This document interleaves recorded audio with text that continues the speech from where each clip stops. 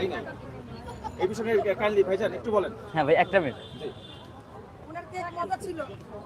Thank you, thank you. আসলে এই বিষয়টা বলতে এটা মাথায় আইডিয়াটা আসছে এইভাবে আমার ওয়াইফের, আমার কিন্তু আসে না, আমার ওয়াইফের আসছিল এই বিষয়টা। কীরকম যে এখানে যদি আমরা আস্ত কেক সেল করি যাবে না, তা আমরা যদি এই কেকটারে যদি আমরা একটা নির্দিষ্ট একটা ইয়ে করি বা 10 পিস করি বা 8 পিস করি, তাহলে আমার মনে হয় সুন্দর হয়। হ্যাঁ, তাহলে হচ্ছে মানুষ কম দামে কিন্তু টেস্ট করতে পারতেছে।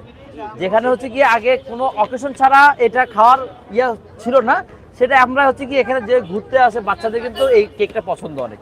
ও কি করলো, বললো যে ঠিক আছে তাহলে আমরা স্লাইস করে সেল করার চেষ্টা করি, দেখি কেমন যায়, সারা কেমন পাই। আমরা কিন্তু আনাম কেকও নিয়ে আসতাম ছোট ছোট, ওগুলো কিন্তু যাইতো না খুব একটা, কিন্তু আমাদের এই স্লাইসগুলো তাদের শেষ হয়ে যেত। যখন আমরা দেখছি যে মোটামুটি আমাদের স্লাইসগুলোর ইয়াটা বেশি, চাহিদা বেশি, তখন আমরা হচ্ছে কি আনাম কেক আনা বন্ধ করে দিচ্ছি। যে আনাম কেক অনেক বড়, আনাম কেক তো আমার বেকারিতেও পাই, আমাকে এলাকার মোচরেও পাই, কিন্তু এখানে ঘুরতে আসছি, পোলা পানি একটু কেক খাইবো, আপনার এখান থেকে ভালো লাগছে 1 পিস 100 টাকা মাত্র দেন, এটা খাইয়া দেখি, টেস্ট করে দেখি কেমন।